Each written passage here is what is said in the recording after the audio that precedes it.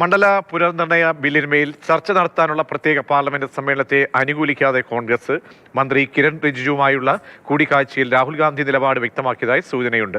P Basant ചേരുന്നുണ്ട്. ബസന്ത്, കോൺഗ്രസ് ഇപ്പോൾ ഈ പ്രത്യേക സമ്മേളനത്തെ അനുകൂലിക്കില്ല എന്ന് വ്യക്തമാക്കിയിട്ടുണ്ട്. അത് കിരൺ റിജിജു രാഹുൽ ഗാന്ധിയുമായി ചർച്ച നടത്തിയപ്പോൾ തന്നെ ഇക്കാര്യം പറഞ്ഞു എന്നാണ് പറയുന്നത്.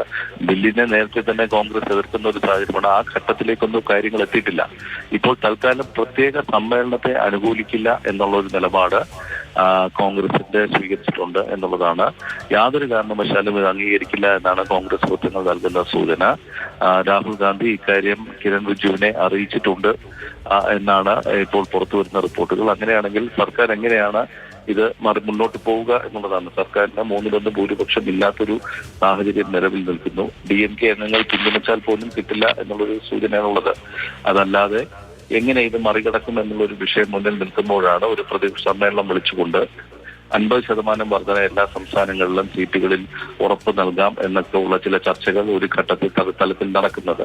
ഏതായാലും സമ്മേളനത്തിന്റെ കാര്യത്തിൽ കോൺഗ്രസിന്റെ ഭാഗത്ത് ഇപ്പോൾ അനുകൂലമായ നിലപാടല്ല ഉള്ളത് എന്നാണ് ഇപ്പോൾ പുറത്തുവരുന്ന സൂചന. ഏതായാലും 16, 17, 18 അല്ലെങ്കിൽ 17, 18, 19 ഒരു 3 ദിവസത്തെ പ്രത്യേക സമ്മേളനം എന്നുള്ള കാര്യമാണ് സർക്കാർ ആലോചിക്കുന്നത്. ഏപ്രിൽ മാസത്തിലും സമാനമായി പ്രത്യേക സമ്മേളനം സർക്കാർ വിളിച്ചിരുന്നു. ഏപ്രിൽ 16, 17, 18 തീയതികൾ. അന്ന് ബില്ല് പരാജയപ്പെടുന്ന ഒരു സാഹചര്യം വന്നപ്പോൾ ബില്ല് പിൻവലിക്കുന്ന ഒരു നിലപാടിലേക്ക് സർക്കാർ നീങ്ങുകയും ചെയ്തിരുന്നതാണ്. ഇപ്പോൾ കോൺഗ്രസ് ഇപ്പോൾ കടുത്ത നിലപാട് സ്വീകരിക്കുന്നു.